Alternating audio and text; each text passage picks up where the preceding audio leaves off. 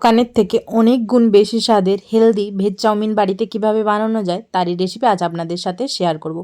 বাচ্চা থেকে বড় আপনি সবাইকে এই ভেজ চাউমিনটা দিতে পারবেন, যেহেতু এটা বাড়িতেই বানানো আর হেলদি। তার জন্য আমি ক্যাপসিকামকে সরু সরু করে কেটে নিয়েছি, কিছুটা আলুও আমি কেটে নিয়েছি।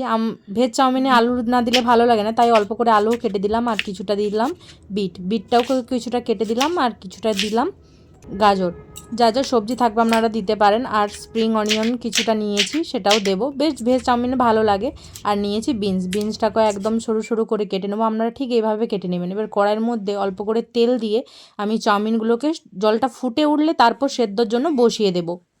আপনারা অবশ্যই জলটা ফোটানোর পরেই চাউমিনটা দেবেন, তাহলে চাউমিনটা খুব ঝরঝরে হবে। আর উপর থেকে একটু তেল দিয়ে দেবেন। দেখুন আমি চাউমিনটাকে নামিয়ে নিয়েছি, জলটা ঝরানোর পর ঠান্ডা জল আর ওর মধ্যে নর্মালি টেম্পারেচারের জল আপনারা দিয়ে দিতে পারেন। দিয়ে আমি উপর থেকে রিফাইন অয়েল ভালো করে মাখিয়ে নেব চাউমিনটার মধ্যে। দেখুন একটার সাথে একটা চাউমিনও লেগে যায়নি। ঠিক এইভাবে বানালে আপনাদেরও লাগবে না।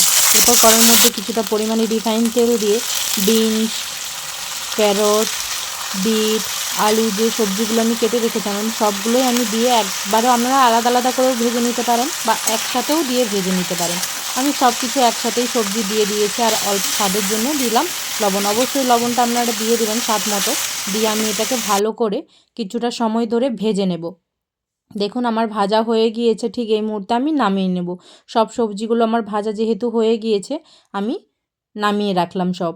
এরপর আবার কড়ার মধ্যে কিছুটা পরিমাণে তেল দিয়ে, সাদা তেল দিয়েই দিয়েছি, তারপর দিয়েছি কিছুটা পেঁয়াজ কুচো আর কিছুটা লঙ্কা কুচো আর 1 চামচের মতো দিলাম রসুন বাটা।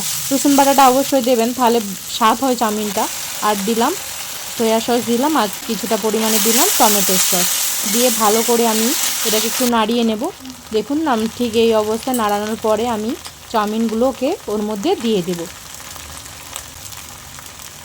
আপনারা এইভাবে চাউমিন বানাবেন, অসাধারণ খেতে লাগে। এবার ভালো করে আমি চাউমিনটাকে ভেজে নেব। দেখুন আমার চাউমিন নিচে লেগেও যাচ্ছে না আর বসেও যাচ্ছে না। এবার স্বাদের জন্য আমি কিছুটা পরিমাণে লবণ দিয়ে দিলাম আর ম্যাগি মশলা অবশ্যই দেবেন আর কিছুটা দিলাম গোলমরিচ গুঁড়ো।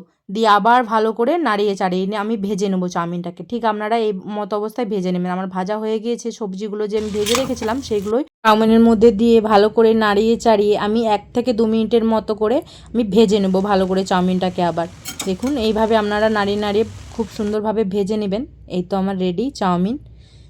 দেখতেও যেমন হয়েছিল, সত্যি কথা বলছি খেতেও দুর্দান্ত হয়েছিল। আপনারা বাজারের চাউমিনের থেকে অবশ্যই বাড়িতে বানানো চাউমিনটা বাচ্চাদের দেবেন, আর হেলদিও হয় আর খেতেও অসাধারণ হয়। বাড়িতে বানানো চাউমিন দেখুন কত সুন্দর হয়েছে। আমার ভিডিওগুলো কেমন লাগে আপনারা অবশ্যই কমেন্ট করে জানাবেন আর চ্যানেলটিকে সাবস্ক্রাইব করে দেবেন।